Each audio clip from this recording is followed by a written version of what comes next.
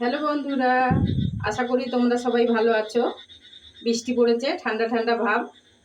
বিকেলের দিকে নিশ্চয়ই তোমাদের চা খেতে ইচ্ছে করছে। আজকে তাহলে গরম গরম চা খাওয়া যাক। কিন্তু চায়ের সাথে কি খাওয়া যাবে? এখন তো সব জায়গায় ঝালমুড়ি ঝালমুড়ি খাওয়া হচ্ছে। চলো আমরা তাহলে আজকের চায়ের সাথে ঝালমুড়ি বানিয়ে খাই। ঝালমুড়ি বানানোর জন্যে এখানে আমি সব রেডি করেছি, একটু দেখে নাও। মুড়ি, আলু সিদ্ধ, কাঁচা ছোলা ভেজানো, বাদাম ভাজা, নারকেলটা আমি কুচিয়ে নিয়েছি, টমেটো কোচা, চানাচুর, ঝুরি ভাজা, পেঁয়াজ কোচা, ধনেপাতা কোচা, এর সাথে কাঁচা লঙ্কা কোচা, আর আচারের তেল আর মুড়ির মশলা। এবার তাহলে আমি মুড়িটা মাখাবো।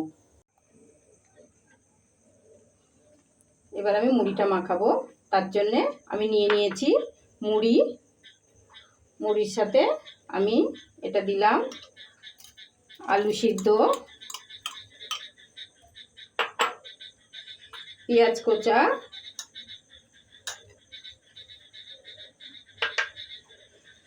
টমেটো কুচি,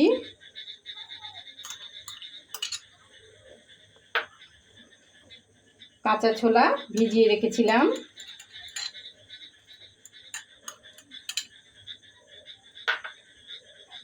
ভাজা বাদাম, নারকেল কুচি, ঝুরি ভাজা, চানাচুর, ধনেপাতা, কাঁচা লঙ্কা,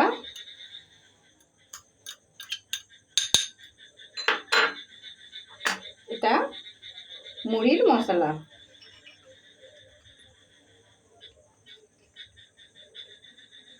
মুড়ির মশলা দিলাম। এবার আচারের তেল।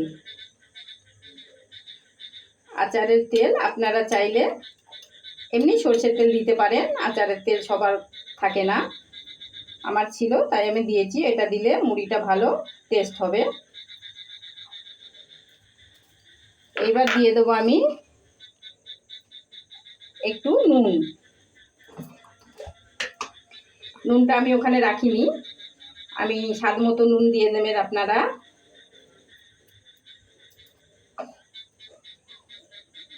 এবার দিয়ে আমি ভালো করে এটা মাখাবো।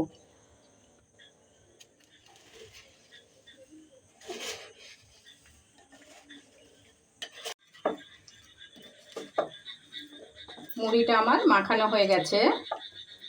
এবার আমি বাটিতে খাওয়ার জন্যে দেবো। আমার মেয়ে আগে খাবে।